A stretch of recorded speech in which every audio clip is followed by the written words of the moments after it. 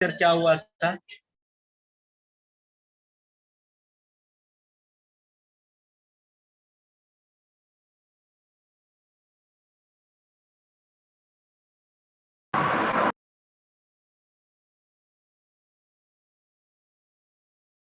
Hello sir.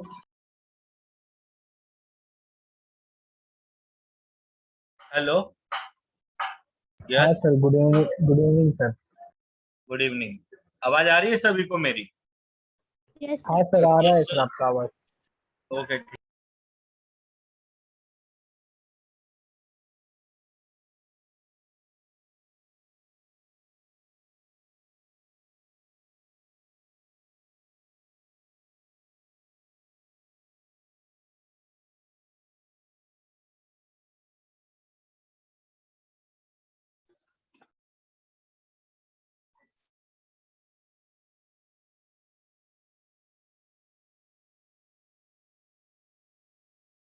Hello.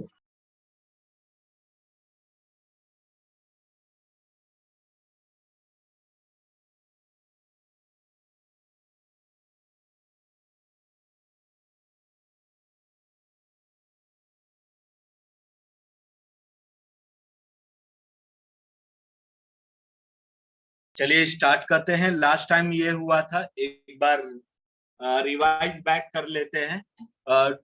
हमने study किया था ट्रोपोस्फियर के बारे में। फिर उसके बाद ट्रोपोस्फियर लास्ट लेक्चर में हमने देखा था। ट्रोपोस्फियर क्या होता है? लोवेस्ट लेयर होता है, और सबसे ज्यादा क्लाउड्स और वेदर्स फिनोमिना, जितने भी वेदर्स रिलेटेड फिनोमिना होते हैं वो ट्रोपोस्फियर में होते हैं। ट्रोपोपॉज किसे बोला जाता है? जो ट्रोपोस्फियर एंड स्ट्रेटोस्फियर की बाउंड्री रहती है उसे बोला जाता है ट्रोपोपॉज।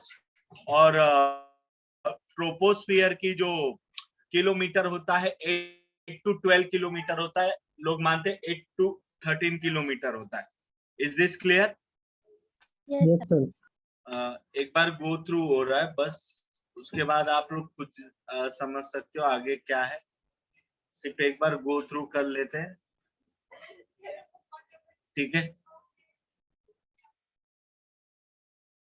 उसके बाद troposphere is by far the wettest layer of the atmosphere. All of the layer above contain very little moisture.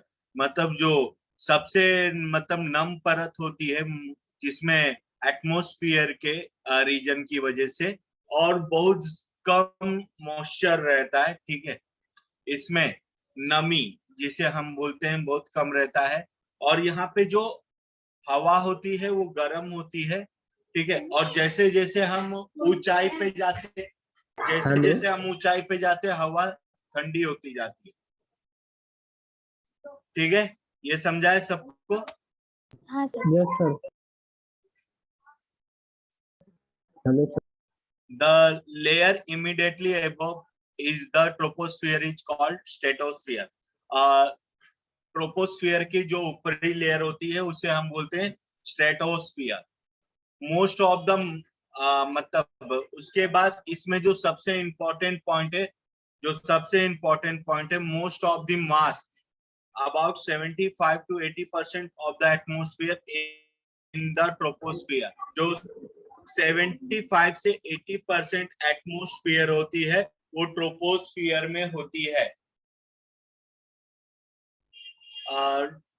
Troposphere की हाइट क्या होती है? अगर मैक्सिमम तो 13 किलोमीटर, और इसका जो मास होता है 75 to 80% होता है। Which of the following parts of N atmosphere? All of तो अबव। ये ऑल ऑफ द एबव होता है। नाइट्रोजन कितना होता 78%। है? तो नाइट्रोजन 78% होता है। उसके बाद स्ट्रेटोस्फियर क्या होता है? स्ट्रेटोस्फियर में ozone is responsible for the rises in the temperature in stratosphere. Stratosphere में अगर टेम्परेचर अगर बढ़ता है तो उसका रीजन क्या है? स्ट्रेटोस्फियर में अगर टेम्परेचर बढ़ता है तो उसका रीजन क्या है? तो उसका रीजन है ओजोन। ओजोन ओजोन में जो सन की अल्ट्रावायलेट रे आती है, क्लोरोफ्लोरोकार्बन आते हैं, ठीक है? जिसके कारण ओजोन लेयर क्या हो जाती है, पतली हो जाती है। Height of stratosphere 14 to 50 kilometre होता है, या 12 टू 50 किलोमीटर भी चलेगा। Once again I repeat that, आपको कौन सा भी चलेगा, आप जो बोलो, आप कोई भी लेयर बोलो उसमें चलेगा। सर यस, ये फर्स्ट टॉपिक है ना, मैं अभी लेट ज्वाइन हुई हूँ। यस। ओके। स्ट्रेटोस्फियर, ठीक है। मेसोस लेयर इज लोकेटेड अबव, मतलब स्ट्रेटोस्फियर के जो अबव जो होती है वो कौन सी होती है, तो वो स्ट्रेटोस्फियर होती है। Stratosphere is the second layer of the earth, इसको second layer of the earth बोलते हैं।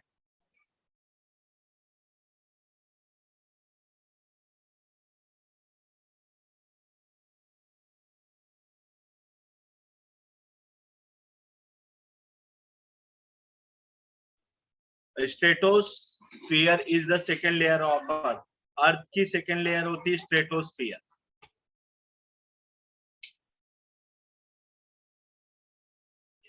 फिर स्ट्रेटोस्फियर इज वेरी ड्राई, ये मतलब बहुत शुष्क होती है, क्योंकि वहां के एयर में ना कभी कभी मतलब ना थोड़ा सा वाटर होता है, तो वाटर के कारण ये थोड़ा सा जिसमें जल वाष्प आता है, ठीक है।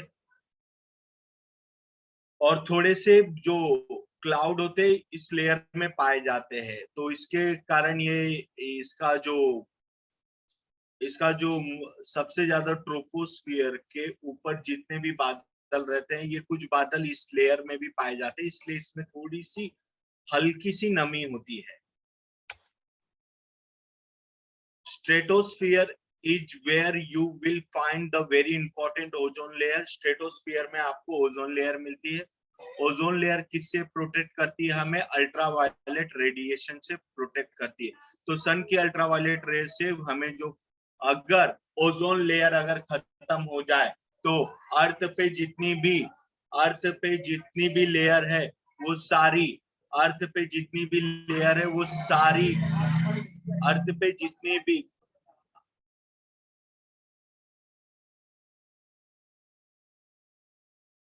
Hello sir.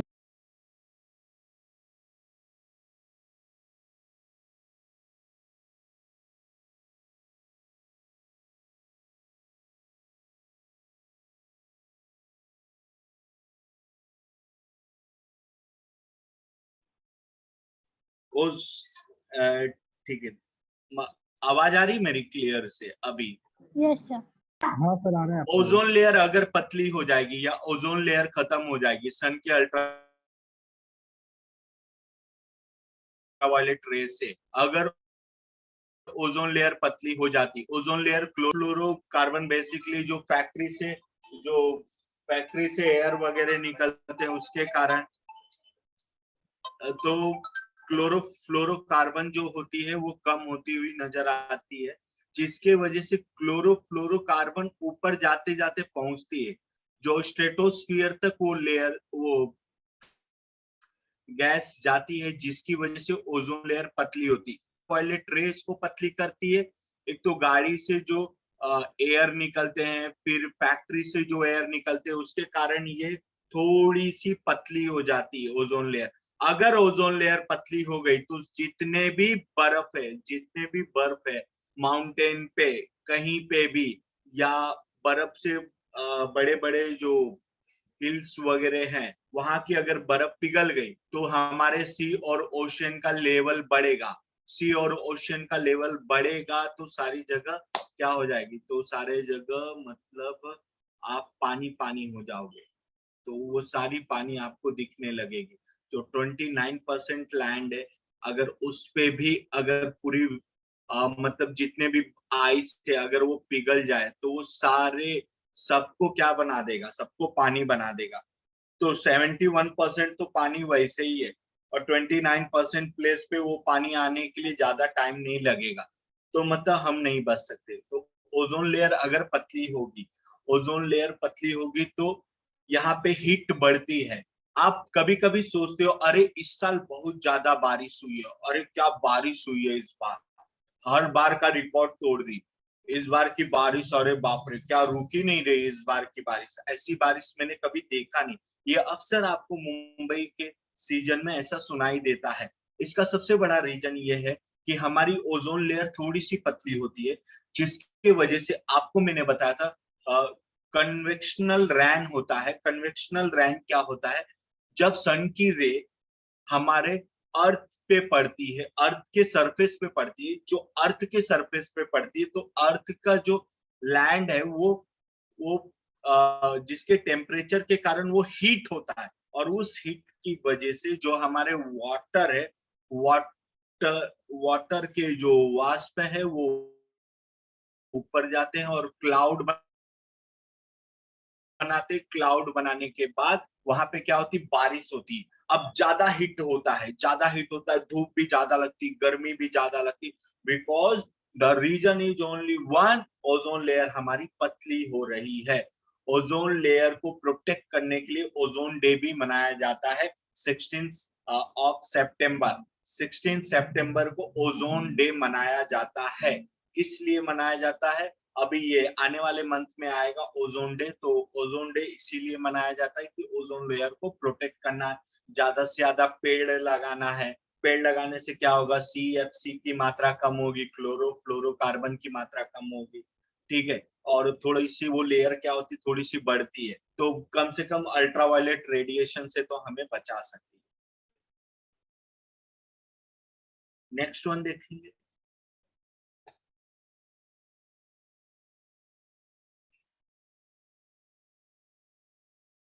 तो ये ozone layer is protect us with ultraviolet radiation. उसके बाद हम बात करेंगे मेसोस्फीयर की। मेसो मतलब होता है मिडल, मेसो मतलब होता है मिडल, फियर, ठीक है, जो लेयर के मिडल में होता है उसे हम बोलते हैं मेसोस्फीयर। तो सबसे पहली बात है, mesosphere is directly above the stratosphere.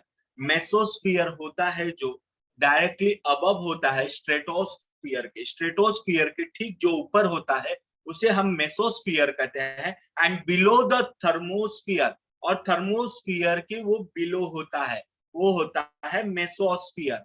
The student tell me what is the mesosphere, कौन सी लेयर में होता है, किस लेयर के अबव होता है, किस लेयर के अबव होता है, अबव किस लेयर के होता है, स्ट्रेटोस्फीयर के, और किस लेयर के बिलो होता है, थर्मोस्फीयर। जब temperature decrease with height through out the mesosphere, ठीक है, जैसे जैसे मतलब हाइट उसकी बढ़ती है मेसोस्फीयर की, वैसे वैसे वहां का टेम्परेचर क्या होता है, टेम्परेचर डिक्रीज होता है। मेसोस्फीयर में टेम्परेचर क्या होता है, डिक्रीज होता है। तो कैंडिडेट, मेसोस्फीयर में क्या होता है temperature, decrease. You should write down.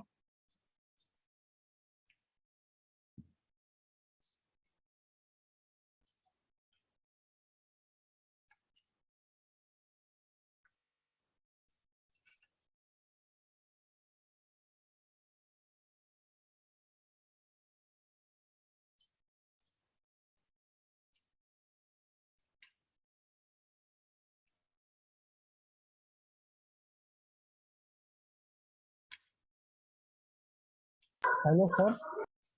Yes,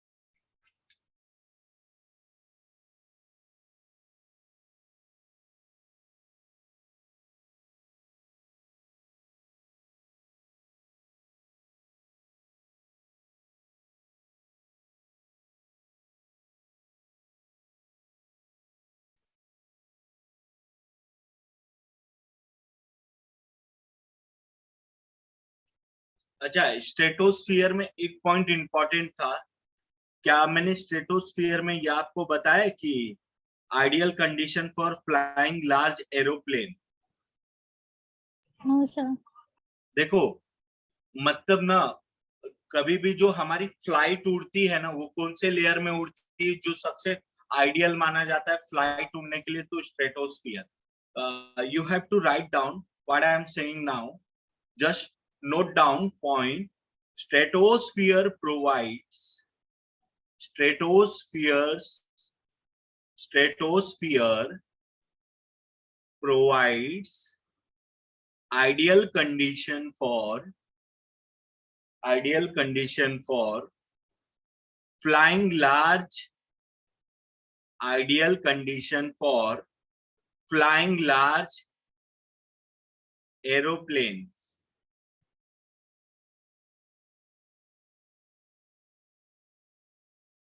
sir hello sir. बोलो। हाँ सर, अभी आप क्या बता रहे थे आइडियल कंडीशन ऑफ स्ट्रेटोस्फीयर? मेरा नेटवर्क चला गया था। Hello sir. हाँ बोलो। फिर से रिपीट करो ना, आप क्या बता रहे थे आइडियल इसमें कंडीशन ऑफ स्ट्रेटोस्फीयर का? आइडियल कंडीशन ऑफ स्ट्रेटोस्फीयर मतलब जो एरोप्लेन उड़ने की सबसे अच्छी जगह होती है स्ट्रेटोस्फियर में. वो कैसे sir? Stratosphere provides ideal condition for flying large aeroplane.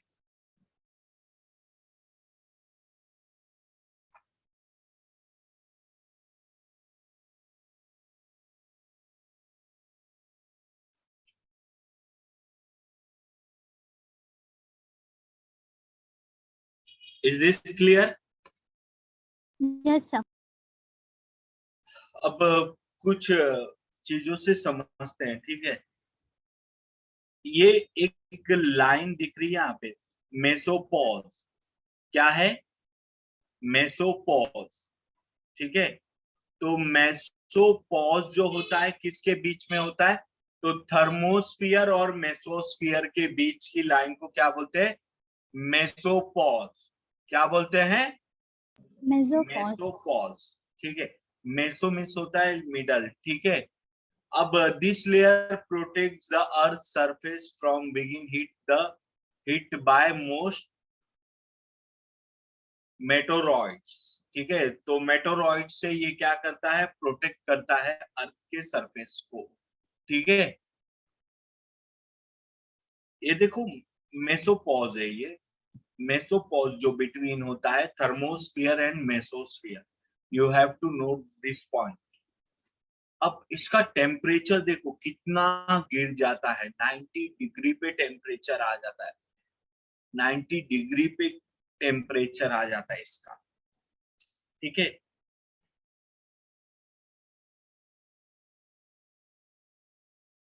Mesopause किसके बीच में होता है? थर्मोस्फियर एंड मेसोस्फियर के बीच में जो होता है उसे हम बोलते हैं mesopause. The mesosphere is located directly above the stratosphere. ठीक है, this is where metro and comets are destroyed.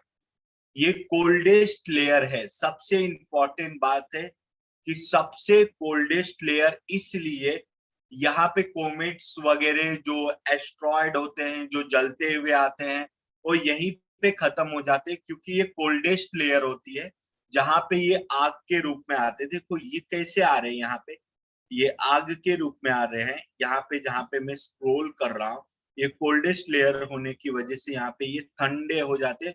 और पृथ्वी पे कहीं पे भी अगर ये गिरते भी हैं तो पृथ्वी इससे सेफ रहती है. हमारा अर्थ जो है इससे सेफ रहता है. ठीक है, वो वहां पे आके ठंडे हो जाते हैं, इसलिए इसे कोल्डेस्ट लेयर बोला जाता है. माइनस में डिग्री है, कितनी भी जलती हुई चीज आएगी. और दूसरी चीज यहाँ पे ये 65 to 85 किलोमीटर, मतलब आप 50 से अप होती है ये. अगर आप देखोगे तो ये 50 से 80 के मेन 80 तक होती है मेसोस्फियर. ठीक है, तो ये इतनी बड़ी, मतलब 30 किलोमीटर लंबी है यार. तो 30 किलोमीटर लंबी जगह से अगर आप ट्रेवल करोगे गर्म चीज को लेके तो वो बट ऑब्वियसली वो ठंडी तो होनी ही है ना. अगर आप 30 किलोमीटर तक अगर आप चलोगे तो आप ठंडे हो जाओगे कि नहीं, वो भी -डिग्री में, -90 degree Celsius. It means ice होता होगा। Is this clear? Yes, sir. Yes sir. Next है स्पेस स्टेशन जो होते हैं वो थर्मोस्फियर में होते हैं। नेक्स्ट हेडिंग आप लिखिए थर्मोस्फियर।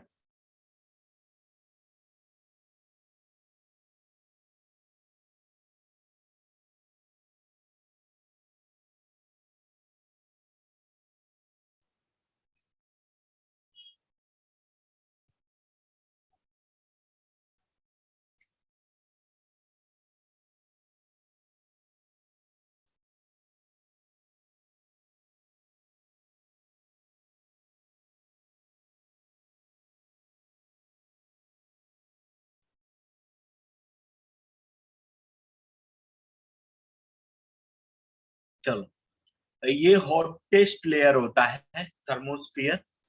इसके बारे में सबसे इंपॉर्टेंट पॉइंट है, ये हॉटेस्ट लेयर होता है where the northern lights are located. ये नॉर्दर्न लाइट्स वहां पे लोकेट होती हुई ऐसे दिखती है। सबसे इंपॉर्टेंट पॉइंट इसमें यही है कि हॉटेस्ट प्लैनेट होता है।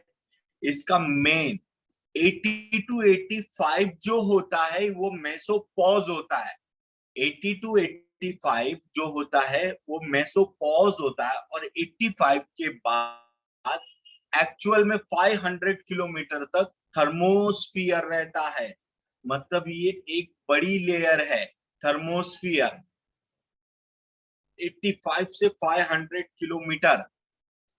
This atmospheric layer is called upper atmosphere.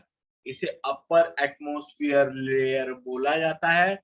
The contains the layer of gases. जो गैसेस होती है इसमें कंटेन होती है, और सनलाइट से जो आती हुई गैसें है उसको ऑब्जर्व करती है।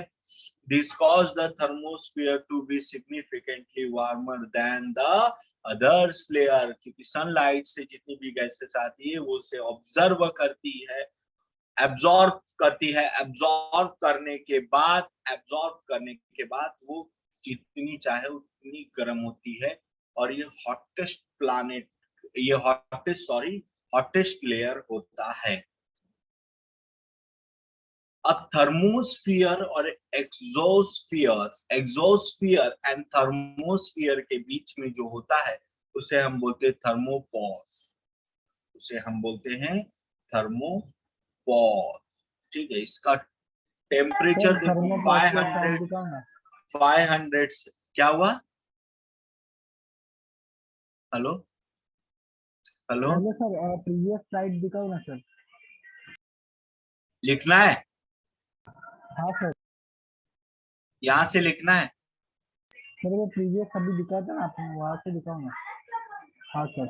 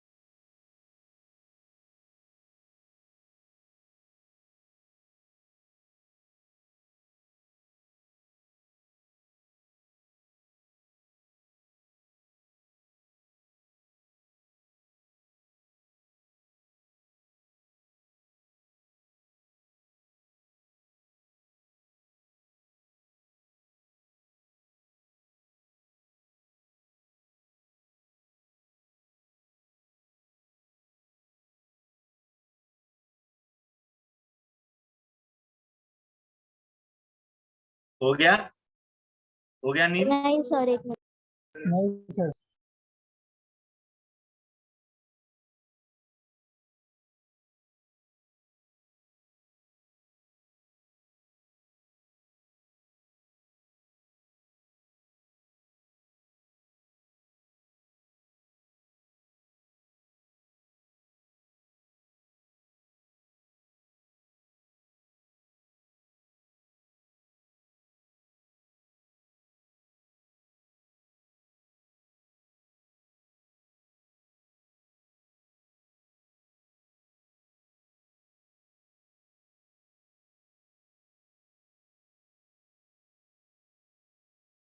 सर हो गया।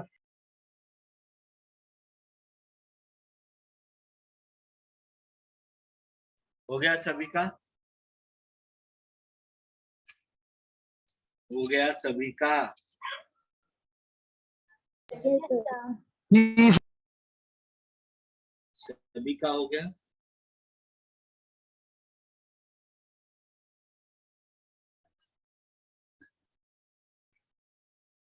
यस सर हो गया।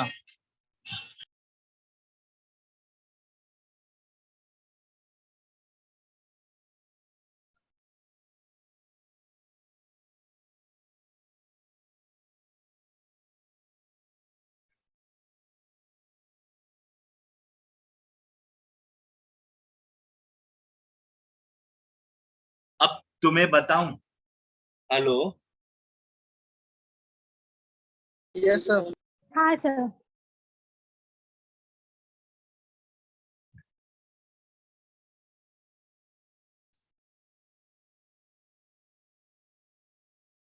जो आपके मेट्योर्स वगैरह होते हैं ना, जो उल्का पिंड आप जिसे बोलते हो, ठीक है, जो ऊपर से आते हैं, ठीक है, थर्मोस्फियर में आके जलते हैं। क्या होते हैं? जलते थर्मोस्फियर में हैं। आके क्या होते हैं? जलते हैं। खेलते हैं। और मेसोस्फियर में आके क्या होते हैं? ठंडे होते हैं। ठंडे हो जाते क्या होते हैं? ठंडे हो जाते हैं। और पृथ्वी पे आके गिर जाते हैं।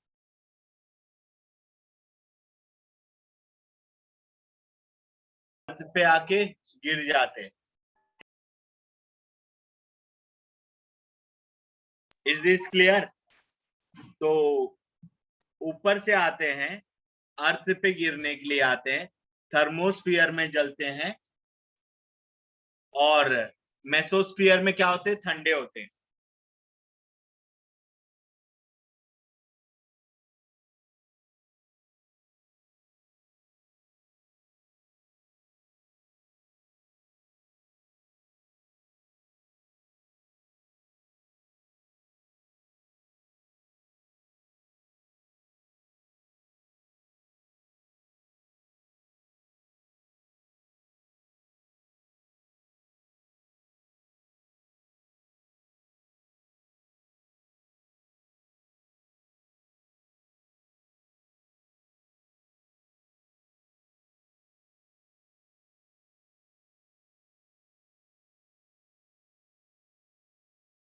Okay, is this clear? Yes sir. ये लिखे, थर्मोस्फियर और एक्सोस्फियर के बीच में क्या रहता है? थर्मोपॉज। क्या रहता है? थर्मोपॉज। एक्सोस्फियर का मतलब होता है, exo means outer, so the exosphere is the outer layer of the thermosphere. Exosphere क्या होता है? आउटर लेयर होता है थर्मोस्फियर का। थर्मोस्फियर का आउटर लेयर होता है। थर्मोस्फियर का जो होता है आउटर लेयर होता है एक्सोस्फियर।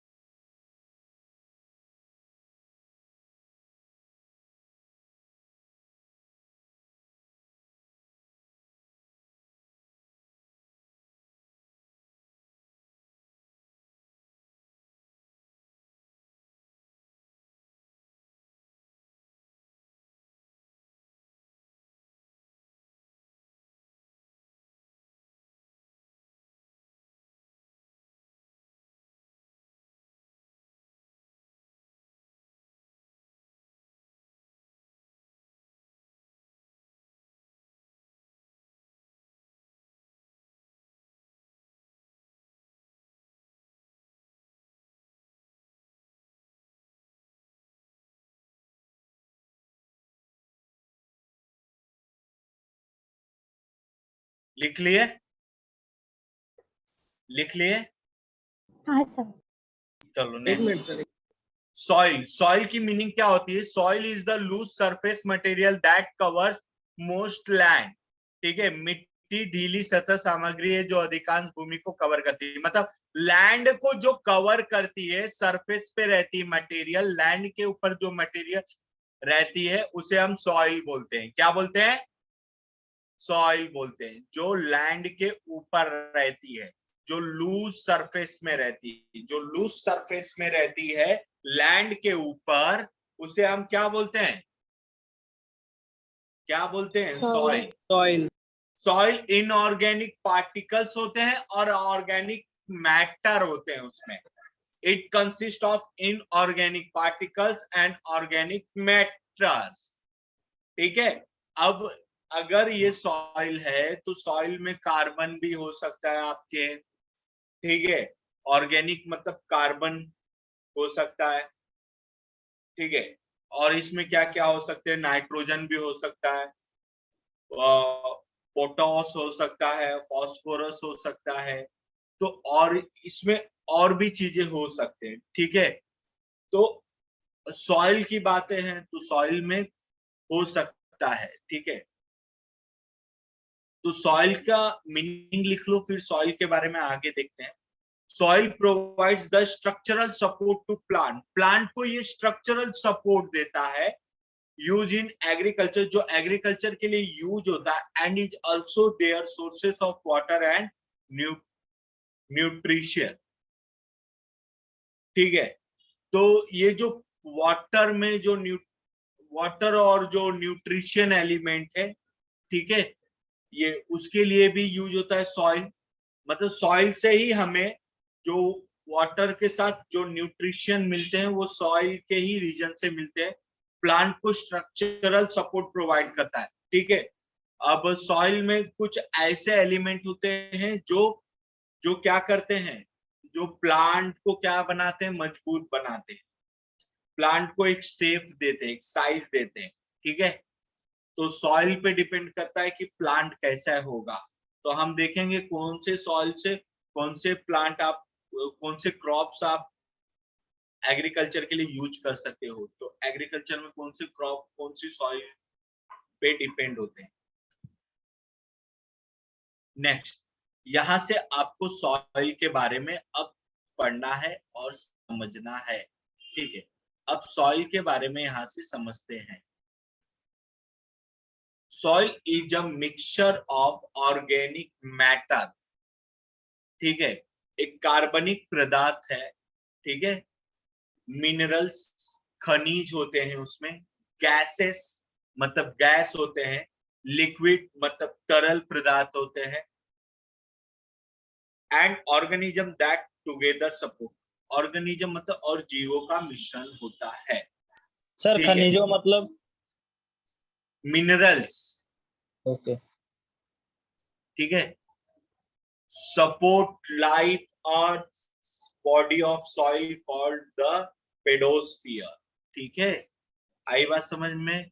अब पेडोलॉजी मतलब होता है, पेडोलॉजी मतलब जो सॉइल की स्टडी के लिए होता है। ठीक है, पेडोस्फियर मतलब ये जो मिट्टी का एटमॉस्फेयर है उसकी बात कर रहा है।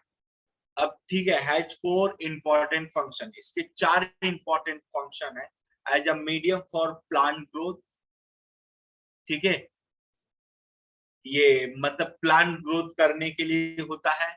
As a means of water storage, water storage करने के लिए होता है। सप्लाई एंड प्यूरिफिकेशन, जिससे आप उसका प्यूरिफिकेशन भी कर सकते हो। दूसरा इसका मेन फंक्शन हो गया। पहला फंक्शन है प्लांट के ग्रोथ के लिए, वाटर के स्टोरेज के लिए दूसरा फंक्शन, और प्यूरिफिकेशन मतलब तीसरा function. As a modifier of earth atmosphere, मतलब अर्थ के एटमॉस्फेयर को ये चेंज करता रहता है। As a habitat for the, और लास्ट जो है आपका सबसे important, as a habitat for the organism. ठीक है, तो मतलब मैं इसको इधर रख देता हूँ। और ये जो ऑर्गेनिज्म है उनके ये घर के रूप में काम करता है। ऐसा लगता है उनका हाउस है। ऑर्गेनिज्म का। मतलब जैसे आप देखे होंगे जो छोटे छोटे इंसेक्ट वगैरह रहते हैं, रेप्टाइल्स वगैरह रहते हैं, उन्हें सॉइल बहुत अच्छा लगता है, वो सॉइल में ही अपना हाउस बना के रहते हैं। तो सॉइल मिक्सचर है, ये समझा है ऑर्गेनिक मैटर। अभी तो हम सिर्फ मिट्टी समझते थे, लेकिन मिट्टी है क्या? Organic matter, minerals, gases, liquid, ये सारी चीजें होती है जो ऑर्गेनिज्म के सपोर्ट के लिए होता है, जो लाइफ के सपोर्ट के लिए होता है। अर्थ बॉडी ऑफ सॉइल कॉल्ड पेडोस्फियर। अर्थ के बॉडी पे जितनी भी मिट्टी है उसे पेडोस्फियर बोलते हैं। पेडोस्फियर मतलब मिट्टी मिट्टी मिट्टी मिट्टी मिट्टी का एटमोस्फियर हैज 4 इंपॉर्टेंट फंक्शन। पहला फंक्शन होता है प्लांट ग्रोथ करना। अर्थ की बॉडी पे प्लांट ग्रोथ करना, सही बात है। अर्थ की बॉडी पे वाटर को स्टोरेज करना, सही बात है। सप्लाई एंड प्यूरिफिकेशन करना, ठीक है, हाँ, सप्लाई और प्यूरिफिकेशन भी करना as a modifier of earth atmosphere. कभी कभी आप देखे होंगे फ्लड वगैरह आता है तो एक मिट्टी दूसरे मिट्टी पे जाती है, एक एक मिट्टी दूसरे दूसरे मतलब स्टेट में, प्रांत में जाती है, नदियों से बह के वो दूसरी जगह जाती है, मतलब इसका सप्लाई होता है और प्यूरिफिकेशन का भी काम करती है, ठीक है। अगर मिट्टी शांत हो तो पानी एकदम शुद्ध बहता है, ठीक है।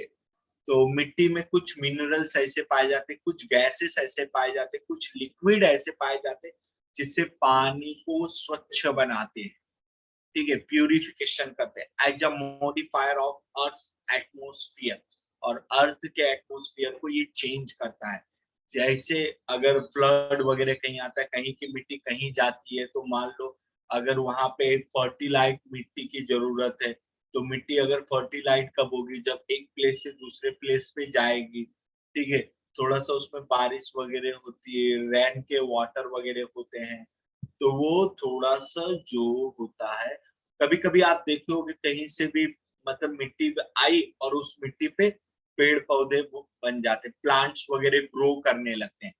तो मतलब ये चेंज ही होता है ना अर्थ का एटमोस्फियर, मतलब कहीं पे भी प्लांट उगने लगते हैं। तो मतलब एटमोस्फियर मॉडिफायर इसे बोल सकते हैं as a habitat for the organism. तो मतलब ये जो छोटे मोटे इंसेक्ट वगैरह रहते हैं, इनका ये घर भी होता है।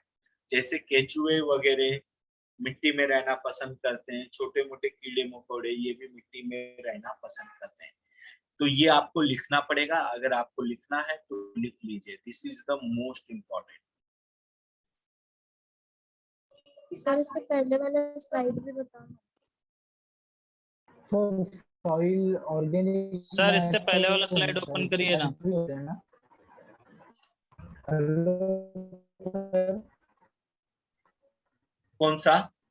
सर इसके हेलो बाद सर। इसके बाद हाँ यहाँ पे। नहीं सुनो, ये नहीं भी लिखोगे चलेगा, ये इम्पोर्टेंट नहीं, ये मेन है, मेन ये ओके है, सर, ओके सर। मेन ये है, ये है। सर मेरे मेरा सर सर सर चंदन सर। हाँ बोलो। Hello sir. हाँ सर, मेरे को एग्जोस्फीयर के बारे में बताओ ना सर, मेरा नेटवर्क गया था सर। एग्जोस्फियर मतलब होता है आउटर मोस्ट लेयर। एग्जोस्फियर आपका होता है आउटर मोस्ट लेयर, जो मतलब सबसे बाहरी परत होती है उसे बोलते हैं एग्जोस्फियर।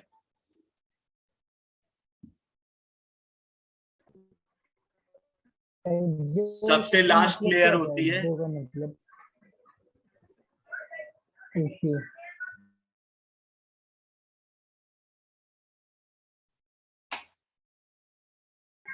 सर और बताओ ना। Hello sir. सर हाँ बोलो ना, सुन रहा हूँ। और बताओ ना, वो इसके बीच में कौन सी लेयर आती है वगैरह वो सब? किसी की स्ट्रेटोस्फीयर और थर्मोस्फीयर की लेयर मेसोस्फीयर के बीच में आते हैं, वो वैसा वाला बताओ ना। कौन सा जानना है? एग्जोस्फीयर कौन से लेयर मेसोपोस के बीच जानना में है आता है कि सर? नहीं नहीं नहीं सर, एग्जोस्फीयर कौन से लेयर के बीच में आता है? कौन सा? एग्जोस्फियर के ऊपर एग्जोस्फीयर कोई लेयर नहीं होती है। Okay sir.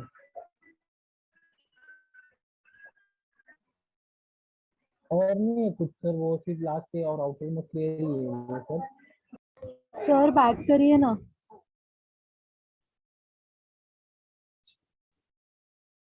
Hello sir. हाँ बोलो। सर वो और कुछ नहीं है क्या, लास्ट प्लेयर या फिर वो और कुछ नहीं है क्या, इतना ही है क्या? हाँ बस वही एक लास्ट है। बस दो ही पॉइंट है इसका आउटर। हाँ दो ही पॉइंट है क्या उसका सर, आउटर मोस्ट प्लेयर और वो लास्ट प्लेयर है करके?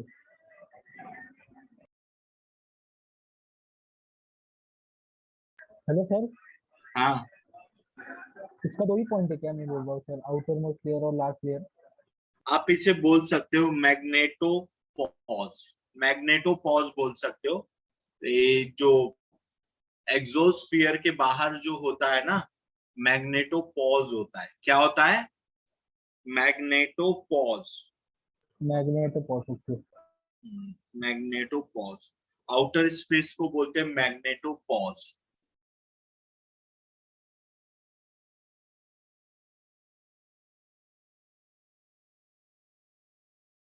या आउटर लेयर को बोलते हैं, ठीक है। और अर्थ यस की सर। ग्रेविटी वहां पे लैक होती है एग्जोस्फियर में। एग्जोस्फियर में अर्थ की gravity extremely week.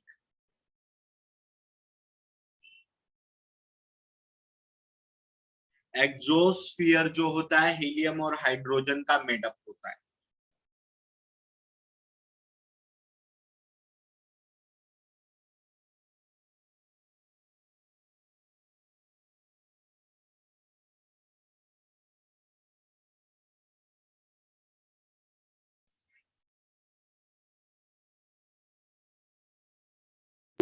Sir northern line क्या लाइट क्या होता है?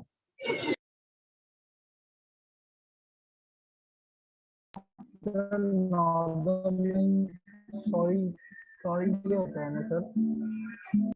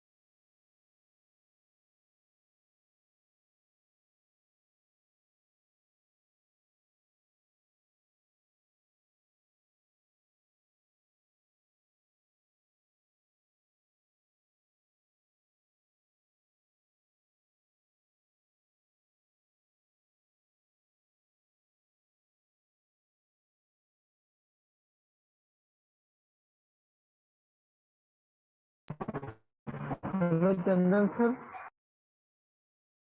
हाँ बोलो। हाँ सर, आपका आवाज नहीं आ रहा था।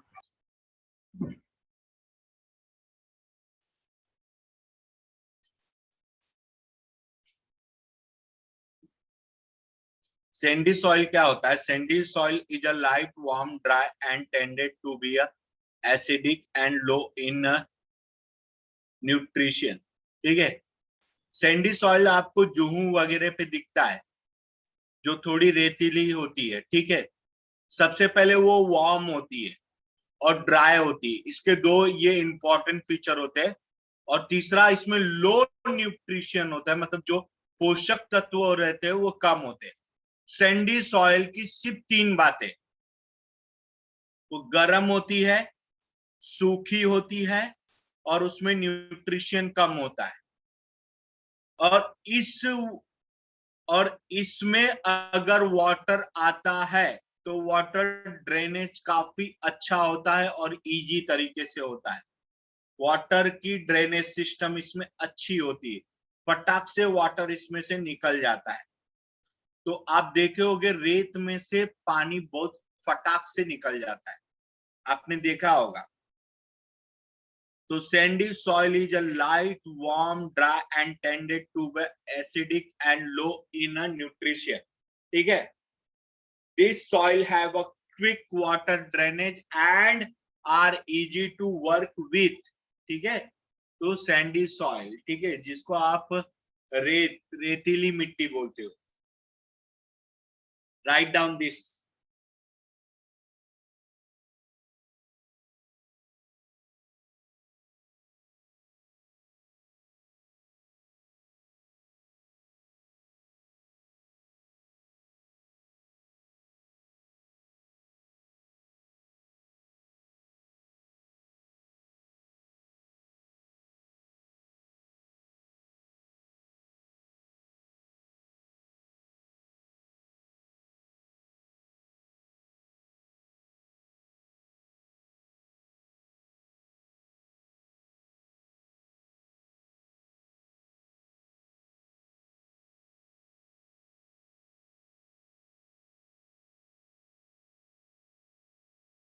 यहाँ पे बात करते हैं चिकनी मिट्टी की। चिकनी मिट्टी, clay soil is a heavy soil. चिकनी मिट्टी एक भारी मिट्टी है, ठीक है, जिसमें न्यूट्रिशन ज्यादा होते हैं।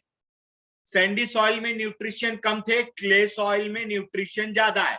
Clay soil remain wet and cold, गीली होती है, ठंडी होती है विंटर में, एंड ड्राई होती है समर में। जैसा देश वैसा बेस। क्ले सॉइल का जैसा देश होता है वैसा बेस होता है। पहला उसका फीचर है कि ये हैवी सॉइल है, ठीक है, इसमें न्यूट्रिशन ज्यादा होते हैं। क्ले सॉइल रिमेन वेट, और ये कैसी होती, गीली होती है, एंड कोल्ड इन विंटर, गर्मी में कोल्ड होगी, and dry in summer. Obviously गीली मिट्टी है तो क्या हुआ, लेकिन सूरज की अगर हीट होगी, अगर सन की हीट होगी तो गर्म होगी, अगर हीट नहीं होगी तो ठंडी होगी। और ये 75% अधिक सॉइल से बनती है, ठीक है। And because of space found between clay particles, clay soil hold a high amount of water. इसमें बहुत सारे, मतलब ना, ऐसे स्पेस हो जाते हैं बहुत सारे। आप देखोगे जो चिकनी मिट्टी होती है इसमें बहुत सारे स्पेस हो जाते हैं, तो स्पेस होने के बाद इसमें पानी ज्यादा आता है, तो एब्जॉर्ब ज्यादा कर लेता है पानी को। तो चिकनी मिट्टी पानी को ज्यादा एब्जॉर्ब कर लेती है, ठीक है, तो पानी को एब्जॉर्ब करती है। वो इसके पहले जो सैंडी सॉइल था वो ज्यादा एब्जॉर्ब नहीं कर पाती थी, जैसे आपने देखा था सैंडी सॉइल को, और ये ज्यादा एब्जॉर्ब कर लेती है। Slit soil, slit soil is soil a दिखाओ ना।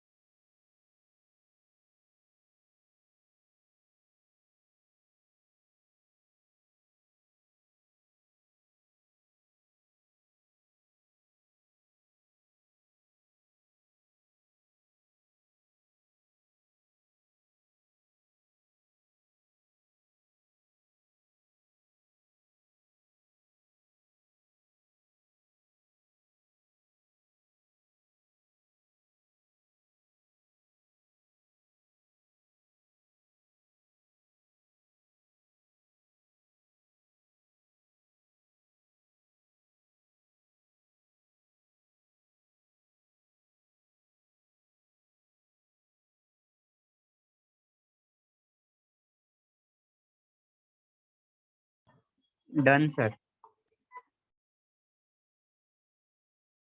ओके, आगे बढ़ते हैं।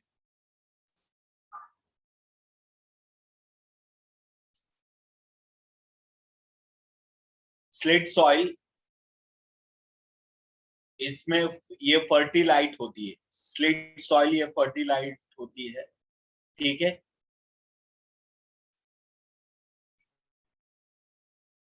और इसमें जो इसका ड्रेनेज होता है ये काफी अच्छा होता है, और ये मॉइस्चर होती है, काफी अच्छी मॉइस्चर होती है इसमें। तो स्लेट सॉइल फर्टिलाइट क्योंकि इसमें मॉइस्चर होगा।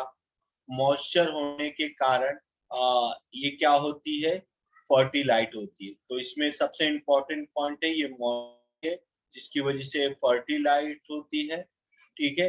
और दूसरी चीज है इसमें, जो सबसे इम्पोर्टेंट चीज है कि इसमें ड्रेनेज वगैरह वाटर का अच्छा होता है। तो स्लिट सॉइल के बारे में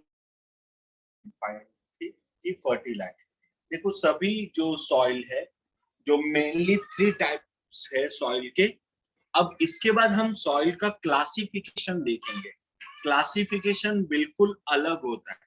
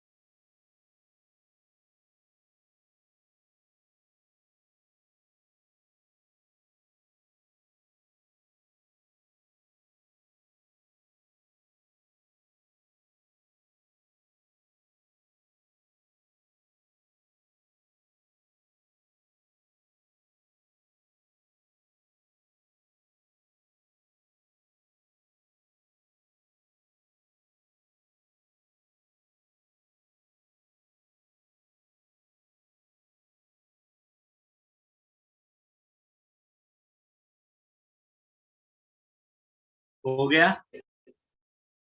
नहीं सर, एक yes minute. Sir.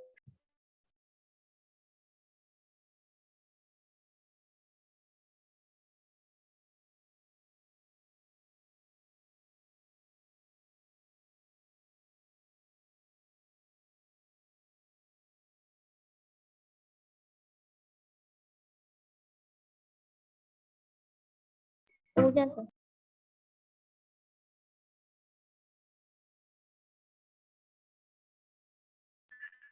Sir hello sir. अब बात हेलो करेंगे classification of soil on the basis of genus, color, composition and location. The soil of India have been classified into, ठीक है। अब इंडियन सॉइल के बारे में देखते हैं। इसके 8 टाइप्स होते हैं इंडियन सॉइल के। तो ये 8 टाइप्स के नाम लिख लीजिए, जो 8 तरह के सॉइल होते हैं, ठीक है। क्लासिफिकेशन, क्लासिफाइड इनटू, ठीक है। अब इसमें ये देखना है सैंडी कौन होती है, स्लिट कौन सी होती है, क्ले सॉइल कौन सी होती है, ये सारी सॉइल हम इसमें देखेंगे।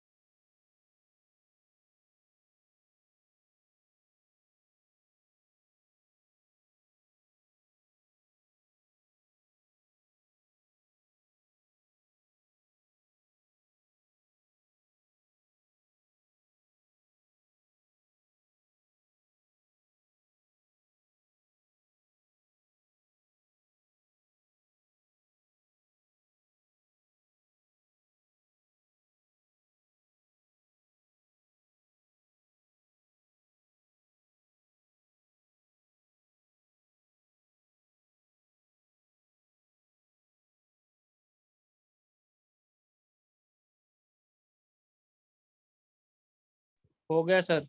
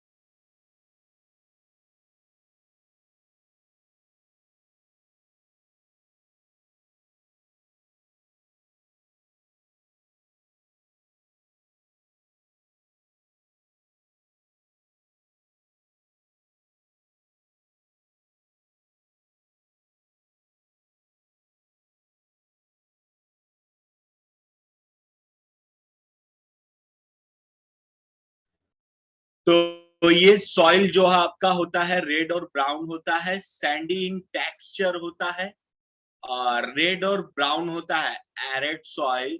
रेड और ब्राउन होता है जिसे हम शुष्क मिट्टी भी बोलते हैं, और सैंडी थोड़ा सा ये सैंडी टाइप का होता है, मेड अप विथ सैंडी।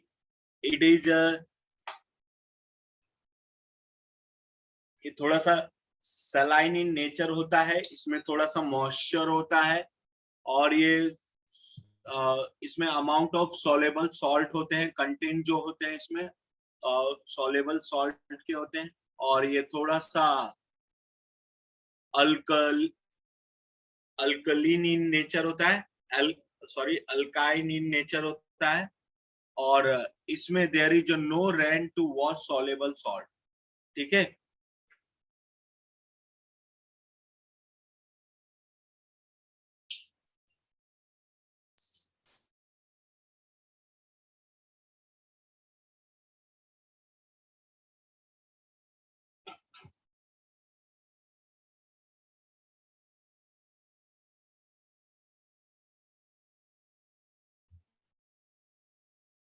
जब ये मिट्टी ही सॉल्ट है तो इसका टेस्ट तो जाहिर सी बात है, ठीक है, थोड़ा सा खारा, थोड़ा सा क्षार वगैरह आएगा।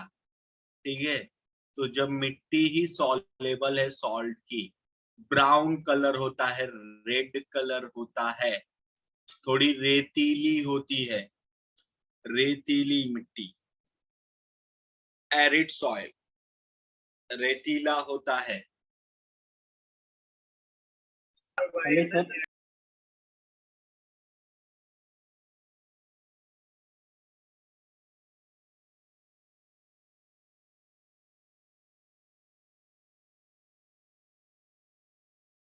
सर एक मिनट।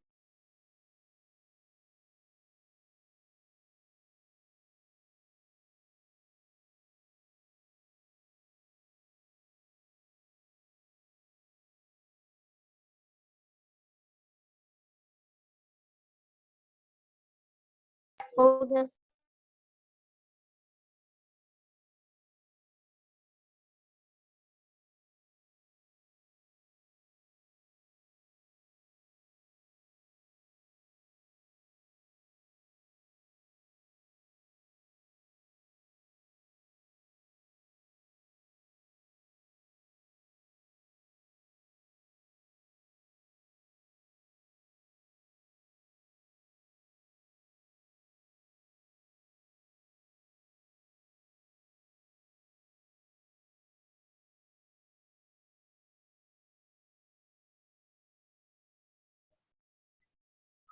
एक बार थोड़ा सा रिवाइज फास्ट कर लेते हैं। Mesosphere is directly above the stratosphere and below the thermosphere.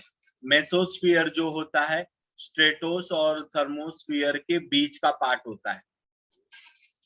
Temperature decrease with the height. Mesosphere में जैसे जैसे हाइट बढ़ेगी वैसे वैसे टेम्परेचर डिक्रीज होगा। मेसोस्फीयर स्ट्रेटोस्फीयर के ऊपर होती है, थर्मोस्फीयर के नीचे होती है। टेम्परेचर जैसे जैसे टेम्परेचर डिक्रीज होगा जैसे जैसे मेसोस्फीयर की हाइट बढ़ेगी।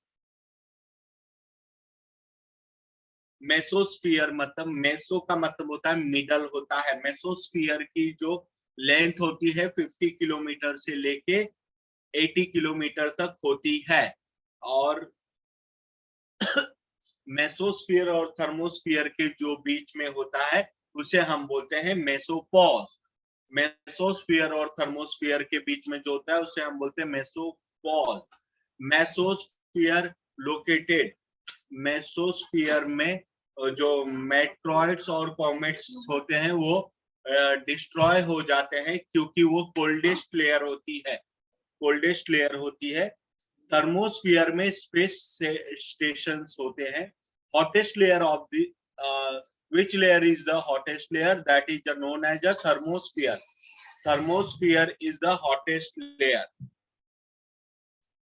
Thermosphere 80 के above मतलब 85 to 500 किलोमीटर से ये स्टार्ट होती है थर्मोस्फीयर। और जैसे कि मैंने बताया था थर्मोस्फीयर के टेम्परेचर्स वगैरह ज्यादा होते हैं, अचानक उसे आप बोल सकते हो वो फायर की तरह होती है थर्मोस्फीयर।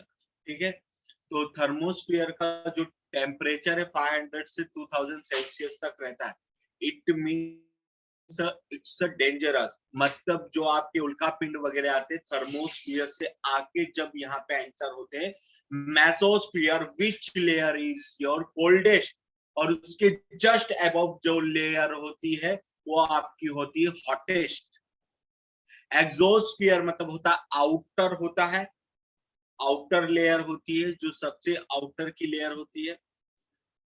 सॉइल जो लैंड के ऊपर एक लूज सरफेस होता है उसे हम सॉइल बोलते हैं। सॉइल इनऑर्गेनिक और organic particle as well as matter होते हैं उसमें।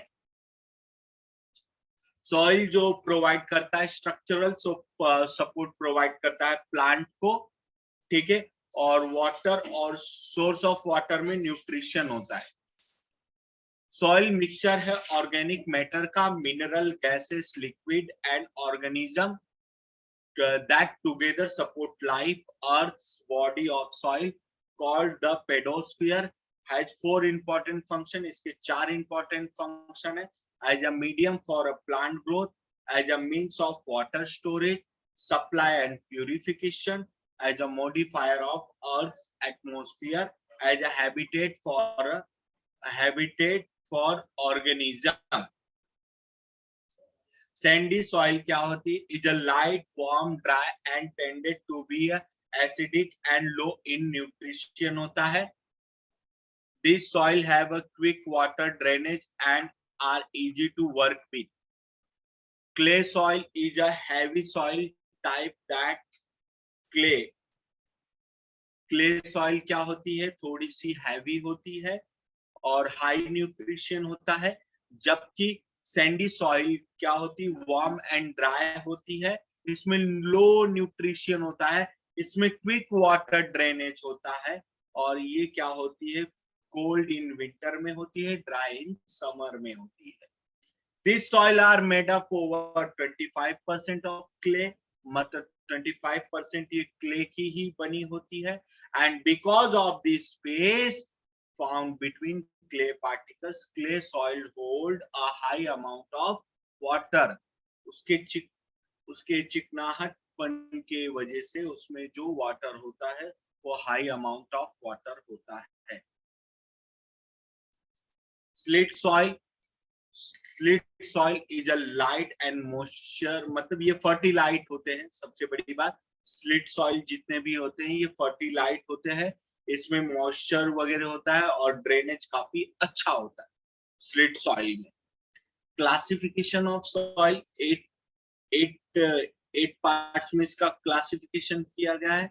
एरिड सॉइल के बारे में हम पढ़ रहे थे, ये रेड एंड ब्राउन होती है, सैंडी इन नेचर होती है, थोड़े से मॉइस्चर होते हैं, थोड़ा सा इसमें खारापन होता है और थोड़ा सा इसमें एल्केलिन होता है, थोड़ा सा एल्केलिन, ठीक है। Saline, Sandy in nature, red and brown.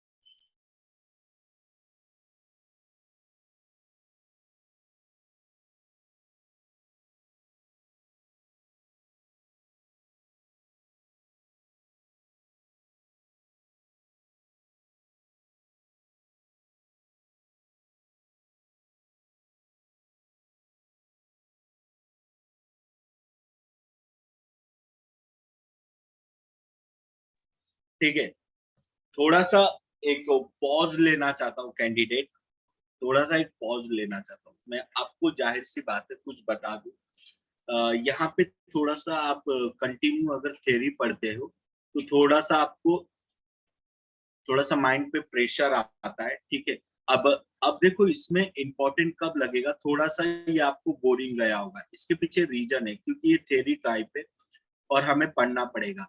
तो हमें पढ़ना है तो इसके थोड़े से डेप्थ पार्ट देखने पड़ेंगे। जब मैं इसके एमसीक्यू लाऊंगा तो आपको ये अच्छा लगेगा। जब तक इसके एमसीक्यू नहीं मिलते ना, तब तक ये आपको बहुत डिफिकल्ट जाएगा। आप बोलोगे सर ये क्या है, क्यों है, मतलब ऐसा क्यों है, इससे क्यों ऐसा बोलते हैं, मतलब आप समझ में नहीं आएगा, आपको थोड़ा सा बोरिंग लगेगा। देखो जैसे जैसे काफी लोग थे, मतलब जैसे जैसे yes sir.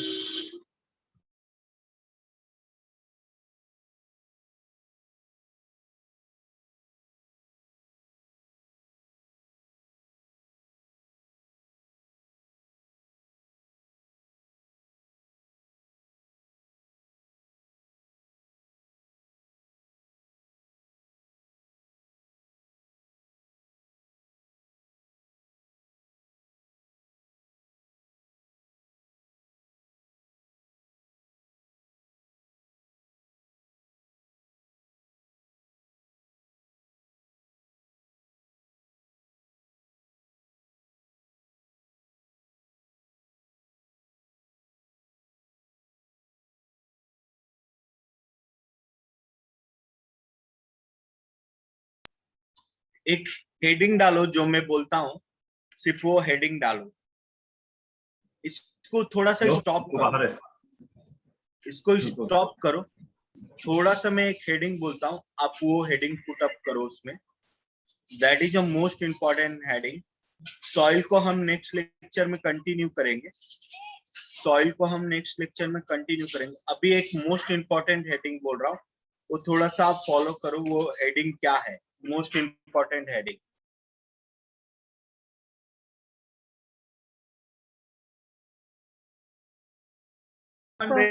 Yes sir.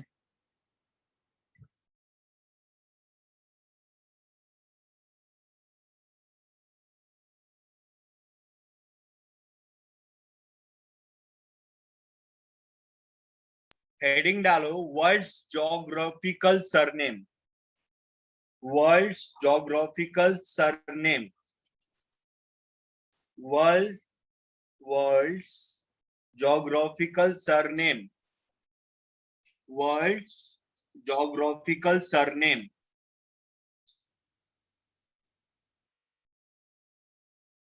World's geographical surname, world का जोग्राफिकल सरनेम।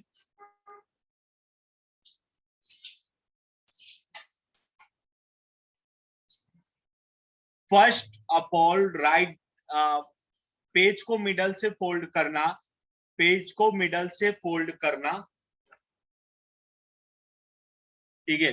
पेज को मिडल से आप लोग फोल्ड करना किया सर। और दो पार्ट में डिवाइड करो, surname and name, surname and name.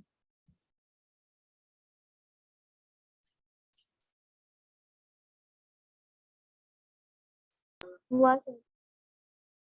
Bengal, surname में लिखो बंगाल सौरो, बंगाल सौरो मतलब जो वेस्ट बंगाल है उसका दुख, मतलब ये बोला जाता है। Bengal sorrow, SORROW, Bengal sorrow जो बोला जाता है, सबसे इंपॉर्टेंट पॉइंट, बंगाल सौरो जो बोला जाता है दामोदर रिवर को बोला जाता है। अब ये क्यों बोला जाता है ये इंपॉर्टेंट नहीं है, सिर्फ बंगाल सौरो किसे बोला जाता है, दामोदर रिवर, ये याद करना है आपको। क्यों बोला जाता है फिर भी मैं एक आपको ओवरव्यू दे देता हूं। बंगाल सौरो इसलिए बोला जाता है दामोदर रिवर को, जब कभी भी वहां थोड़ी भी बारिश होती है तो दामोदर रिवर क्या करती है, फ्लड जैसी सिचुएशन ला देती है। तो बंगाल में फ्लड जैसी सिचुएशन लाना ये दामोदर रिवर का काम होता है, इसलिए बंगाल की जो सौरो होती है वो दामोदर रिवर होती है। नेम में दामोदर रिवर लिखे। नेक्स्ट, सर नेम में क्या लिखना है? हाँ बोलो क्या हुआ, सॉरी बोलो। नेम में क्या लिखना नेम में दामोदर रिवर लिखना है, बंगाल सौरो होता है दामोदर रिवर। या आप ऐसा भी क्वेश्चन आता है sorrow of Bengal, sorrow of Bengal, sorrow of Bengal, sorrow of Bengal या बंगाल सौरो, ठीक है, बंगाल का दुख और या सौरो ऑफ बंगाल बोला जाता है। नेक्स्ट लिखो sorrow of Bihar, sorrow of Bihar, sorrow of Bihar मतलब बिहार का दुख, बिहार का दुख बोला जाता है Kosi river, KOSI, Kosi river.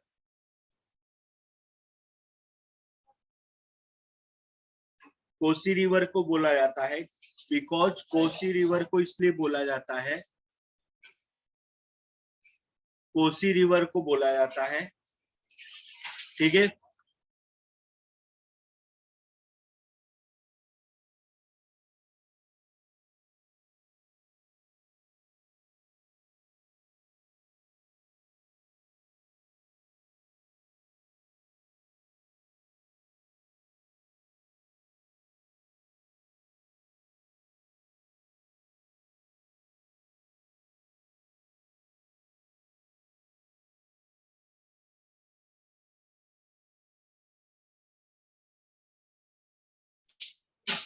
तो नेक्स्ट लिखो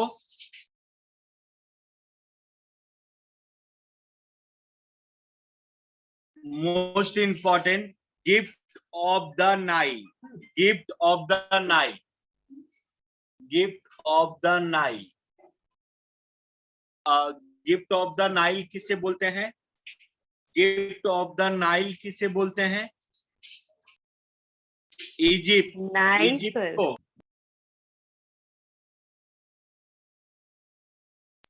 NILE, Nile, Egypt,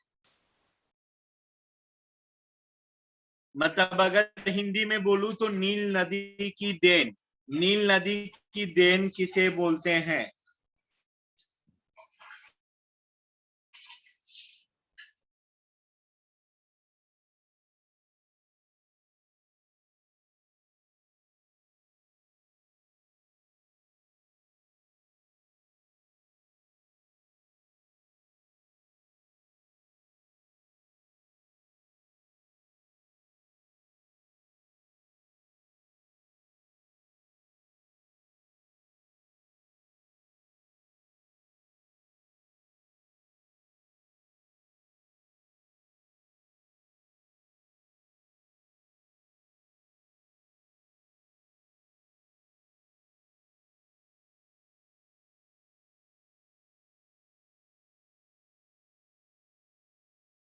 next, pink city, pink city, Jaipur. Tell me pink city, Jaipur, pink city, Jaipur.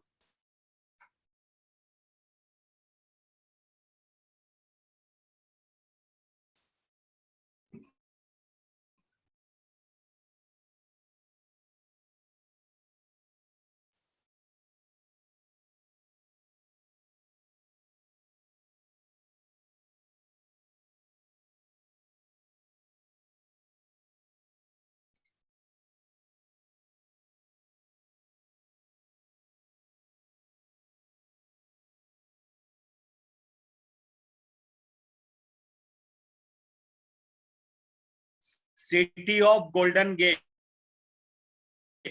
City of golden gate, San Francisco. City of golden gate, San Francisco. City of golden gate बोलते हैं San Francisco को, San Francisco. Next, city of palace, Kolkata. City of palace, Kolkata.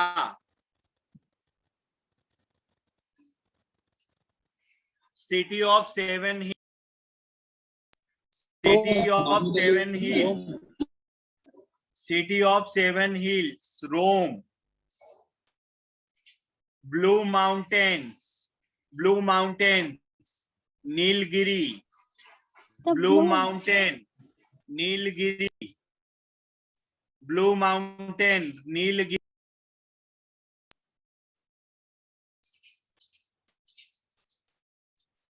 Cockpit of Europe, cockpit of Europe. Spelling बोलिए ना। Cockpit of Europe, spell out करूं? COCKPIT,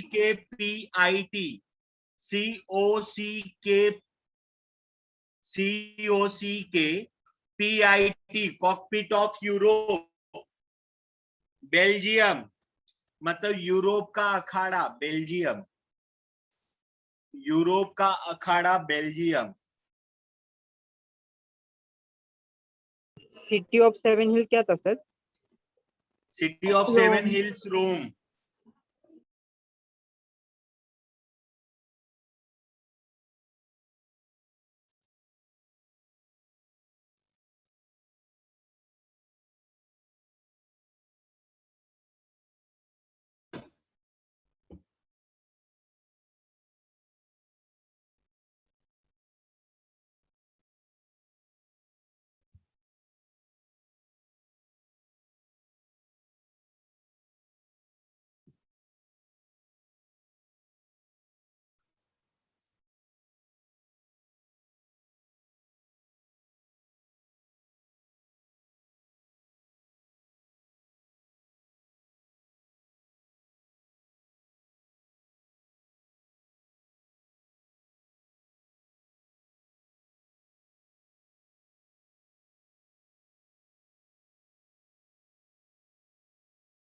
garden city, Chicago. Garden city, Chicago. Garden city, Chicago.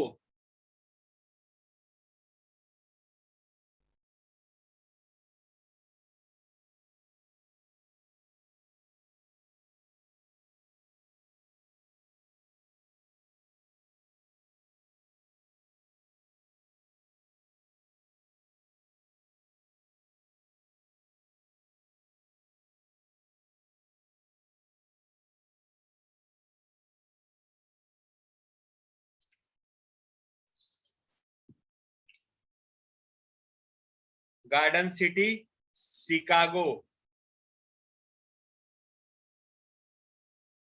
Right down कर लिया सभी ने?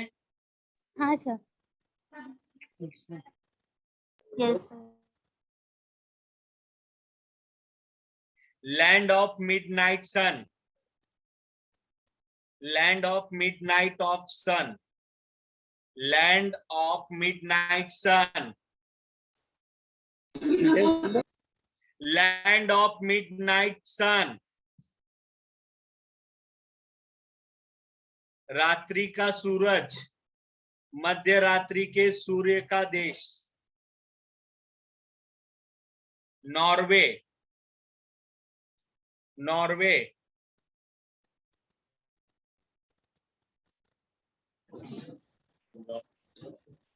Norway,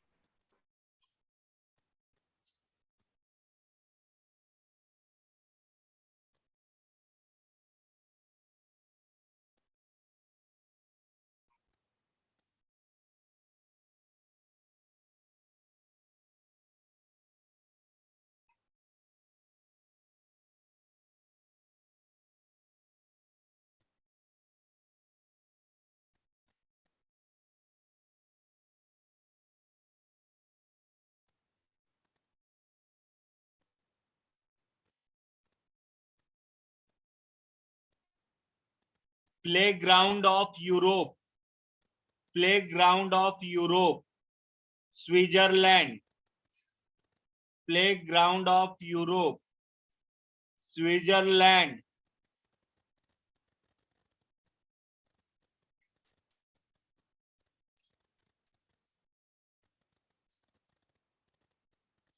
dark continent Africa, dark continent Africa, dark continent Africa, dark continent Africa, dark continent Africa. Chandan sir, yes sir. मेरी कोई आवाज आई थी क्या इसमें रिकॉर्डिंग में? नहीं सर, कोई भी आवाज नहीं। नहीं आई ना? ठीक है। नहीं सर। बताओ। Next, next, next.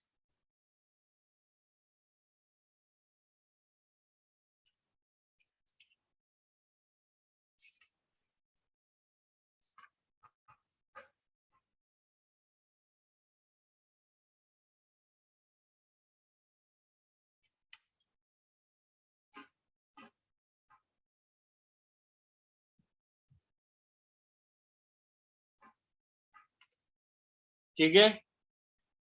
Yes sir. अच्छा, अब लिखना बंद करो। ठीक है, लिखना बंद करो।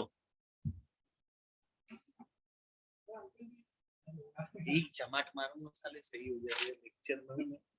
लेक्चर में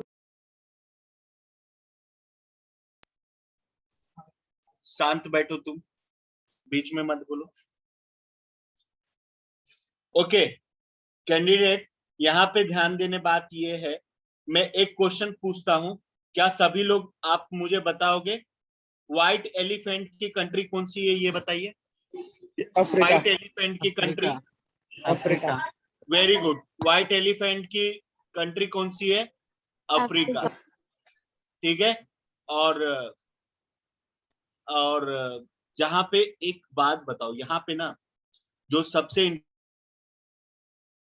को बताया उसमें से जितने भी सौरो हैं, सौरो आपको याद रखने हैं। ठीक है। फिर नाइल रिवर के बारे में याद रखना है जो इजिप्ट से रिलेटेड है। ठीक है। और अच्छा मुझे ये बताओ कि कंट्री ऑफ स्नैक्स, सांपों का देश किसे बोला जाता है? सांपों का देश किसे बोला जाता है? ये हालांकि आपके एग्जाम में ये नहीं पूछा जाता, लेकिन अगर पूछ लिया गया तो क्या बताओगे? सांपों का देश किसे बोला जाता है? ये जस्ट आंसर दो, ये कभी पूछा नहीं गया है, सिर्फ मैंने जितना बताया उतना ही पूछा जाता है आपके एग्जाम में। ये तो मैं एक्स्ट्रा आपसे पूछ रहा हूं ताकि आपको अगर एग्जाम में क्वेश्चन आए तो आप इसे अच्छे से कर ले। बताओ, बताइए, ऑप्शन दो। Brazil. Yes sir, yes sir, option दो ना। Norway, Switzerland, Brazil, China. Brazil. Brazil. Brazil. Brazil is the right answer. Very good, very good. Umpire city किसे बोलते हैं? अंपायर सिटी, अंपायर सिटी किसे बोलते हैं? Option sir. Hello, option, option sir. New York, Belgium, Chicago, Rome. Rome. New York, it's a New York.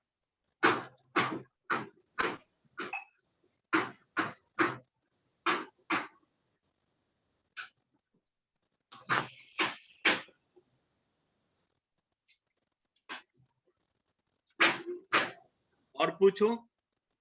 Yes sir. Europe का स्वर्ग किसे बोला जाता है? Heaven of Europe. Switzerland. Switzerland, very good. ऐसी कौन सी कंट्री है जिसे मतलब बिजली जो कड़कती है ना, उस टाइप की कंट्री बोली जाती है? बांग्लादेश, भूटान, पाकिस्तान, अफगानिस्तान।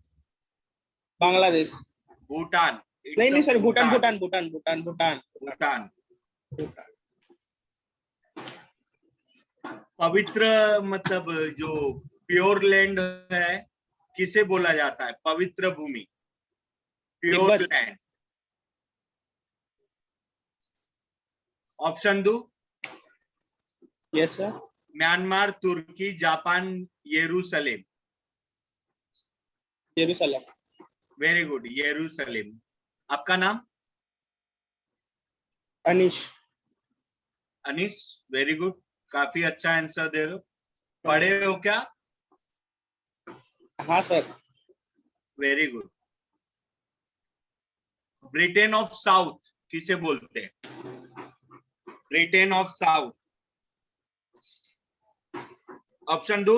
ये हाँ option. England, New Zealand, Switzerland. New Zealand. New Zealand, very good. काफी अच्छा।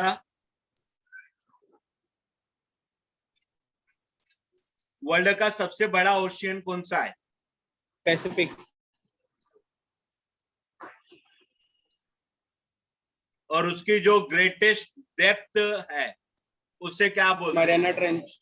Mariana trench. Mariana trench. और इंडियन ओशियन में जो ग्रेटेस्ट डेप्थ है उसे क्या बोलते हैं? ये आपके Option मोबाइल दो। का एक वर्जन भी होता है।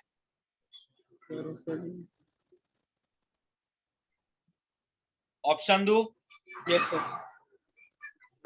रिको trench, Puerto trench, Mariana trench, Java trench. Java trench. Java trench. Arctic में जो ग्रेटेस्ट डेप्थ होती है, ग्रेटेस्ट डेप्थ होती है उसे क्या बोलते हैं? आर्कटिक में कोई भी नहीं होता है। हाँ, नन ऑफ दीज बोलने का ऑप्शन, कुछ भी नहीं होता है। ठीक है, उसको कोई नाम नहीं है। सबसे स्मॉलेस्ट नेशन कौन सा है? Smallest nation Rome. नहीं, Vatican City. Vatican City, very good. सबसे biggest country? Russia. Russia. Land के हिसाब से? रशिया। एरिया के हिसाब से? रशिया ही। एरिया के हिसाब से? Russia. Second largest? Second largest Canada. Very good. अभी लेटेस्ट में आपके एनटीपीसी एग्जाम में एक क्वेश्चन आया था और वो क्वेश्चन ऐसा था कि सेकेंड लार्जेस्ट भी नहीं बोला था उसने ये बोला था लार्जेस्ट लैंड एरिया कंट्रीज। तो उसमें जो ऑप्शन जो था उसमें ऑप्शन ऐसा दिया था उन्होंने कि कनाडा दिया था, यूएसए दिया था, और फिर उसके बाद फ्रांस दिया था, ऑस्ट्रेलिया दिया था। तो किसी को समझा ही नहीं। तो ये जो था कनाडा था। कनाडा। अगर देखो, इसलिए हमें फर्स्ट सेकंड थर्ड याद होना ही चाहिए। फर्स्ट सेकंड थर्ड याद ही होना चाहिए ताकि हम इसका आंसर अच्छे से दे सकें। ज्योग्राफी में इंडियन रेलवे के बारे में भी क्वेश्चन ज्यादा पूछे जाते हैं। जो रेलवे है आपकी, उससे भी ज्यादा क्वेश्चन पूछे जाते हैं। उसके हेडक्वार्टर्स किधर है, इंडियन रेलवे के हेडक्वार्टर्स के बारे में वगैरह आपसे पूछे जाते हैं। ठीक है, ओके ओके सर। चलो अभी मैं कुछ क्वेश्चंस आपसे पूछूंगा तो आप मुझे उसका आंसर देना, ठीक है। एरिया वाइज जो बिगेस्ट नेशन होता है वो रशिया, कनाडा, यूएस होता है। कौन सा होता है? Russia, Canada, US. पहले नंबर पे रशिया, दूसरे पे कनाडा, तीसरे पे US. Population wise China, India, USA. US. कौन सा है? China, India, US. Area wise, population wise सबसे स्मॉलेस्ट नेशन जो है वेटिकन सिटी है। कौन सी है? Hello, Vatican city. आपके कोई भी एग्जाम में जो सबसे ज्यादा पूछा जाता है कि कंट्री, मतलब कंट्री जो है, ठीक है, कंट्री और उसकी कैपिटल, तो कंट्री और कैपिटल आपको अलग से पढ़ना पड़ेगा, ठीक है। तो मुझे बताओ रियाल वाली कंट्री कौन सी रहती है? रियाल वाली। सऊदी अरब। और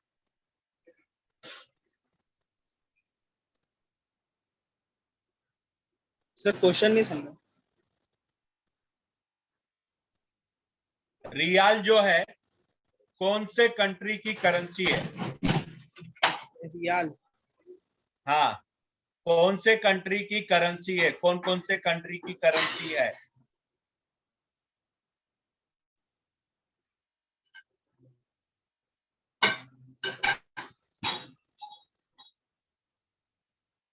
बताओ, बोलो। ओ साईं यम को दूर करो, क्या बोलोगे? क्या बोलोगे? और सही हमको तो ओ साईं यम को दूर करो। ओ से होगा ओमान। अच्छा, ओ से ओमान, क्या सऊदी होगा? Arabia, Yemen. हाँ, ओ से क्या होगा? ओमान। सा से क्या होगा? Saudi Arabia. ओ साईं यम, यम से होगा यमन। यमन। ओ साईं यम को दूर, दूर, दूर करो, मतलब करो से कतर, करो से क्या होगा? कतर। ओ साईं यम को दूर करो। जैसे दीनार कहाँ की करेंसी है? तो बोलो कूली जो अब इराक है। बोलो, क्या बोलोगे? कूली। कूली जो अब इराक है, क्या बोलोगे? कूली जो अब इराक है। इराक। कूली जो अब क्या है? इराक है। कू से बोलो कुवैत। कुवैत। कू से बोलो, कू कुवैत। से क्या बोलोगे? कुवैत। कुवैत। ली से लीबिया। लीबिया। ली से क्या बोलोगे? लीबिया। जो से लीबिया। जॉर्डन। जॉर्डन। अ से अब है ना, अब इराक है। अ से अब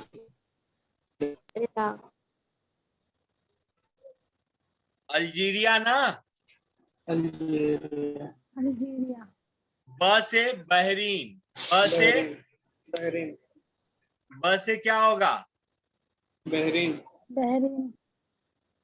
बहरीन होगा ना। और फिर उसके बाद इराक। इराक, ठीक है। रुपीज वाली कंट्री कौन कौन सी है बताओ? India. Very good, Pakistan. Very good, Bangladesh. Very good, very good. हाँ बोलो बोलो बोलो, सही बोल रहे हो। नेपाल। हाँ, बांग्लादेश की करेंसी क्या है? बांग्लादेश की करेंसी क्या है?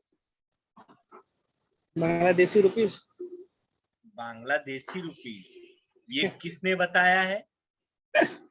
अनिश। टका होती है। क्या होती है? टका। ओके। बांग्लादेश की कैपिटल क्या है? ढाका। क्या है? ढाका। Dhaka, very good. और इसकी करेंसी क्या है? टका। टका। क्या है? टका। अच्छा, कुछ दिखाऊं आपको? Yes sir. देखना चाहोगे? Yes sir. चलो ठीक है। आज आप लोग जो अंत तक मेरे साथ जुड़े हो, तो आप लोग को आज कुछ चीज दे देता हूँ, फटाफट स्क्रीनशॉट ले लेना, ठीक है? आई बात समझ में? Yes okay sir. Sir. Yes sir. जो चल गए वो चल गए, ठीक है? मामा श्री ने भाई से पाकिस्तान मांगा, ठीक है? तो माँ से क्या हो गया? मालदीव्स। मालदीव। मालदीव्स की करेंसी क्या है? रुपया। क्या है? रुपया। रुपया। और कैपिटल क्या है? माले। ठीक है? तो ये माँ का मतलब आपको पता चला, ठीक है? अब दूसरा हाँ, वाला माँ का मतलब देखना है आपको, ठीक है? माँ से मॉरिशस, क्या हो गया? मॉरिशस। मॉरिशस की कैपिटल? लुइस। Port Louis. और लुइस। करेंसी रुपया। रुपया। श्री से क्या हो गया? मामा श्री, श्रीलंका। श्रीलंका की कैपिटल कोलंबो। और करेंसी रुपया, रुपया। ठीक है? श्री जयवर्धने भी आता है, इसकी कैपिटल क्या आती है? श्री जयवर्धन। श्री जयवर्धन। नेपाल की क्या है? काठमांडू। काठमांडू। और क्या है? रुपया। रुपया। इंडिया की क्या है? दिल्ली। क्या न्यू दिल्ली। डिफिकल्ट है ना ये, ठीक है? ये जितनी भी करेंसी है, और नीचे वाली दो करेंसी तो अब नहीं है, ठीक है? पाकिस्तान की क्या है? इस्लामाबाद कैपिटल और रुपीज। तो आपको ट्रिक क्या था? ट्रिक क्या था बताओ? मामा श्री। क्या था? मामा। वेरी गुड। क्या था? ट्रिक क्या था? मामा श्री। मामा श्री ने भाई से माँ से पाकिस्तान। मालदीव, माँ से मॉरिशस, श्री से श्रीलंका, ने से भाई से नेपाल, नेपाल। भा से भारत, से को कॉमन छोड़ देने का, पाक से पाकिस्तान, मांगा और से क्या छोड़ने का? कॉमा छोड़ने का। माँ से बोलो मॉरिशस, मालदीव्स। माँ से बोलो Maldives. Each and everyone please. माँ से मालदीव। मालदीव्स। माँ से मॉरिशस, माँ से मॉरिशस। मॉरिशस। सी से श्रीलंका, श्रीलंका। श्रीलंका। ने से नेपाल, नेपाल। भा से भारत, भारत से भारत। से भारत। पाक से पाकिस्तान, पाक से पाक से पाकिस्तान। पाकिस्तान। माँ से मालदीव, माँ से मॉरिशस, माँ से माँ से मालदीव, माँ से मॉरिशस। मॉरिशस। श्री से श्रीलंका, ने से नेपाल, श्री से श्रीलंका, ने से नेपाल। श्रीलंका, ने से नेपाल। भा से भारत, पाक से पाकिस्तान। भा से भारत, पा से पाकिस्तान। पाकिस्तान। दिनार वाली कंट्री है कुली, जो अब इराक है। दिनार वाली कंट्री कौन सी है? कुली, जो अब इराक।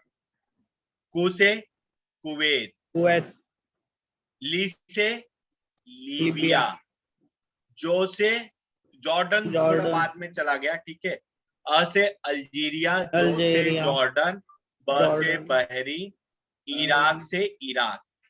वंस अगेन, ठीक है? एक बार फिर से देखते। कुली जो अब इराक है। कु से क्या था? कुवैत। ली से लीबिया। लीबिया, जो से जॉर्डन, अ से अल्जीरिया, ब से बहरीन, इराक से इराक, कु से कुवैत, बोलो। कु से कुवैत। कुवैत। ली से लीबिया, ली से लीबिया। जो से जॉर्डन, जो से जॉर्डन। अ से अल्जीरिया, और से अल्जीरिया। ब से बहरीन, ब से बहरीन। इराक से इराक। रियाल वाली कंट्री, ओ साई यम को दूर करो, ठीक है?